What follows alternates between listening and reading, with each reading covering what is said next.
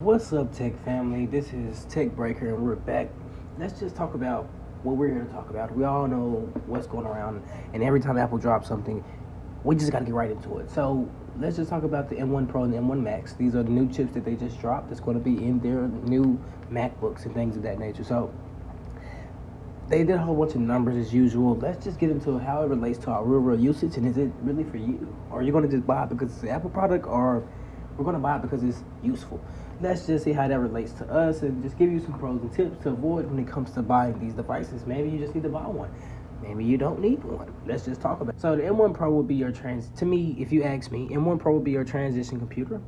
Pretty much meaning if you already have like some creative things going on YouTube, could be some Twitch, could be some editing photos, anything of that, and you're already kind of doing it, this would be your step into the Apple's world, basically saying if you had that last year's MacBook and it just sometimes gets a little stuck and you want to just have smooth and probably edit a little high-res footage and things of that nature, a little more gaming maybe, they want you to get that one Pro because it's pretty much telling you at the end of the day, we listened and we heard exactly what you wanted and we put it into these two new devices and chipsets. And they're talking about the efficiency rate of the new bandwidth, and then we're also talking about how power efficient this thing is going to be. So supposedly this is going to use 70% less power than the last gen's chips.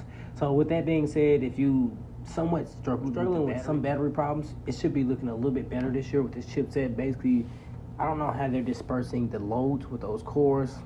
We don't know. They give us a breakdown and you'll see it in yourself pretty much soon. So with this one, it's holding up to 200 gigabytes of bandwidth. I mean, it's not as fast as the 400, but at the end of the day, it's still beating the last gen chipset. So if you liked it, you're going to love this one at the end of the day. Even if you hated the struggles that came with your MacBook, that M1 Pro chip would definitely get you past those struggles. So let's just talk about the performance compared to power, because it doesn't matter if you have all the performance you want. At the end of the day, if your battery is only going to hold 2 hours of that performance, it's using 70% less power than last gen's chip. So it's comparing it to a 4-core computer right here. That 4-core uses more than this 10-core chip, as you can see here when it comes to power. And then the 8-core chip for some of the leading competitors is using probably double that of the M1 Pro and the M1 Max. So they're definitely showing you how big they are focused on getting the power and performance balanced out pretty well. That the Max is pretty much the max of everything they have ever did, the biggest chip they have ever made, 10 cores. We're talking about 32 for the GPU. It's 4 times faster than the last generation chips. We're talking about 57 billion transistors. That's another 20 billion on top of the M1 Pro, 70% more than the M1 Pro, like I literally just said. So at the end of the day, this guy is here to get you the performance with the chips, the RAM, the transitioners, the optimization. And we're also here to get you the battery life with the optimization. Pretty much at the end of the day, they're coding everything to work in a perfect function so that it works efficiently with the in-house thing. So the M1 Max, the M1 Max is pretty much doubling the M1 Pro when it comes to bandwidth. So we're going to get those longer stretches, get it done a lot quicker, but on a longer stretch, if you get what I mean, without causing it to become a problem. I'm not saying it's going to stop it, but it's going to become a problem. Not as efficiently as you would have it done normally, if you get what I mean. So with that being said, we're going to talk about GPU performance compared to power. It's not as good as the CPU performance because it's a GPU. We know how that goes. But we're talking about 40% less than most of the competition when it comes to the MacBook Pros, which is pretty much a notebook setup. Crisp images that they have as well, that they're producing with that ProRes, even if it's external. It doesn't have to be that MacBook screen itself. So that is just an engine they have set up to work. So let's just talk about that engine a little bit more. It's a 16-core neutral engine for on-devices machine. So that's pretty much on screen. So a new display engine draws multiple externals. So at this point, we're pushing that out. Now we can use multiple displays without actually having that problem or that dip anywhere within those displays. Integrated Thunderbolt 4 controllers, so more IO bandwidth.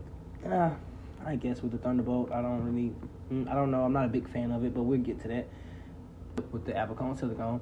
So pretty much what this being said is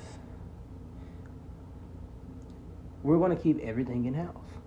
We're going to create a new chipset. We're going to do everything in-house. We don't want to get nothing from anybody. We're going to solder everything onto these boards. Yeah, it's going to be an asshole, but we're going to give you what we're going to give you, and you know how that goes. It will probably be your go-to if you just want to get into some things and get things done.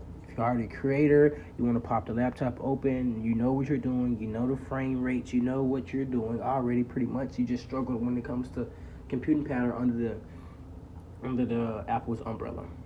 We were struggling with that MacBook, maybe struggled with that render because of certain things. You can upgrade certain things. Well, here goes the M1 Pro. We upgraded everything. It should be able to easily handle that.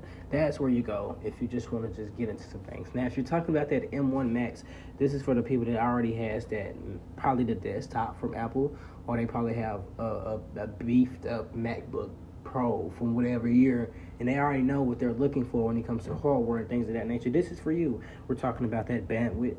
We're talking about the 64 when it comes to RAM, and we're also talking about the overall 10 cores, 8 being high performance, and the other ones pretty much handling your basic stuff. Sorry about that, guys.